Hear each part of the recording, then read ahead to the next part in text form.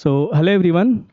आज के इस वीडियो में हम लोग डिस्कस करने वाले हैं कि बिहार बोर्ड जो त्रिमासिक एग्ज़ाम आपके 1 जुलाई से होने वाली है, यानी जो भी बच्चे क्लास 9 में हो, चाहे वो क्लास 10 में हो, चाहे वो क्लास 12 में हो, अगर उनको बिहार बोर्ड त्रिमासिक एग्ज़ाम जो देना है आपको 1 जुलाई से, उसमें अगर आपको नहीं मालूम है कि कौन कौन से चैप्टर से आपको पूछे जाएंगे सवाल, तो ये वीडियो आपके लिए है। मैं इस वीडियो में आपको कुछ विषयों का रेफरेंस लेकर कि हाँ, ऐसे ऐसे जो चैप्टर है, ये चैप्टर इन विषय में आएंगे, उसी आधारित आपको सभी विषय में लेके चलना है, ठीक है। जैसे कि मैं यहाँ पर 2 विषय का एग्जाम्पल लिया हूँ, जैसे कि एक मैथ है और दूसरा क्या है, साइंस है।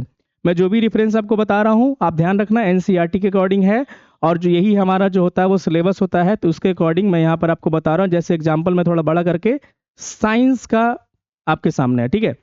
साइंस में आपको फिजिक्स पढ़ना होता है, केमिस्ट्री पढ़ना होता है, बायोलॉजी पढ़ना होता है। हालांकि एनसीईआरटी की अलग अलग किताबें नहीं होती है बाबू, है कि नहीं, लेकिन आपको मैं तीनों सेक्शन अलग अलग बांट के मैं आपको बता रहा हूँ। जैसे कि केमिस्ट्री के अंतर्गत में जो हमारा केमिस्ट्री विषय है, जो कि चैप्टर नंबर 1 है और चैप्टर नंबर 2 है, तो 1 और 2 जो चैप्टर है, चैप्टर 1 जो है रासायनिक अभिक्रिया एवं समीकरण, यहाँ से आपको आने वाले हैं सवाल, और जो चैप्टर नंबर 2 है अम्ल, क्षारक और लवण, आपको यहाँ से भी सवाल मिलेंगे। तो ये 2 चैप्टर से आपको जरूर सवाल आएंगे। उसके बाद इसी प्रकार जब बायोलॉजी में आते हैं, तो जो चैप्टर नंबर 6 है जैव प्रक्रम लाइफ प्रोसेस, वही यहाँ पर बस नाम अलग लिखा हुआ है, जीवों में जीवन प्रक्रियाएं। एक्चुअली में नाम क्या आपको मिलेगा एनसीईआरटी में, जैव प्रक्रम।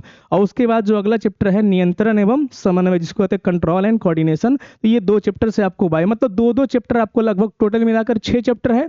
तो इसी हिसाब से 6 चैप्टर आप अनुमान लगा लीजिए कि मैथ्स में भी आएगा, 6 चैप्टर आप अनुमान लगा लीजिए कि आपको हिंदी में भी आने का चांस रहेगा। तो वैसे ही आप ध्यान रखिएगा। इसी प्रकार यहाँ पर जो फिजिक्स के अंदर है चैप्टर नंबर 10 प्रकाश परावर्तन एवं अपवर्तन और मानव नेत्र तथा रंग बिरंगा संसार। हालांकि मानव नेत्र एवं रंग बिरंगा संसार का जो टॉपिक है वो पूरे टॉपिक आपको नहीं आएंगे, ठीक है। नेत्र में जो दृष्टि दोष है ना, वहां तक आपको मिलेंगे, ठीक है। तो ये रहा आपका साइंस का सिलेबस जो आपको त्रिमासिक एग्जाम में आने वाले हैं।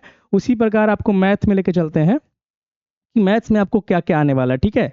तो मैथ्स में जरा ध्यान देना बाबू। सबसे पहले चैप्टर नंबर 1 क्या है, वास्तविक संख्या है। उसके बाद चैप्टर नंबर 2 बहुपद, और अगर आप बहुपद पढ़ लिए हैं तो आपको पता होगा कि बहुपद से मिलता जुलता आपका चैप्टर है द्विघात समीकरण। तो ये आपको कर लेना है साथ साथ में, जरूर ध्यान से कर लेना। तो चैप्टर नंबर 1, चैप्टर नंबर 2, 4 कर लेना। चैप्टर नंबर 3 हो जाता है 2 चर वाले रैखिक समीकरण युग्म, यानी लीनियर इक्वेशन इन 2 वेरिएबल जो है ना, पेयर ऑफ लीनियर इक्वेशन, ये आपको कर लेना है चैप्टर नंबर 3। उसके बाद आप ये ध्यान रखना त्रिकोणमिति का परिचय जो चैप्टर नंबर 8 है उसे कर लेना। और जब चैप्टर नंबर 8 कर लोगे, उसके बाद आपका एक चैप्टर है निर्देशांक ज्यामिति जो चैप्टर नंबर 7 है, इसे कर लेना, ठीक है। हालांकि कुछ लोग का ये कहना है कि ये चैप्टर्स के अलावे आपको हो सकता है कि समांतर श्रेणी के चैप्टर आ जाए, लेकिन बाबू ध्यान रखना अगर आप इसमें से 4 भी चैप्टर करके जाओगे ना, तो आप बहुत अच्छा से पेपर देके आ जाओगे, ठीक है। त्रिमासिक एग्जाम में अगर आपको रहेगा ऑप्शन कि हाँ आपको पूरे के पूरे आंसर नहीं आपको देने रहते हैं, आपको क्वेश्चन ज़्यादा रहता है, उसमें से आंसर कम देने होते हैं, तो आपको टेंशन लेने का बात नहीं है, ठीक है। फिर भी आप एक रेफरेंस है कि ये चैप्टर आपको आने वाले हैं। मतलब इसमें भी अगर देखा जाए तो 3 और 3 6 चैप्टर लमसम यहाँ भी है, ठीक है। ये ध्यान रखना chapter 1, chapter 2, chapter 3, chapter 4, 4 chapter तो लगातार हो गया।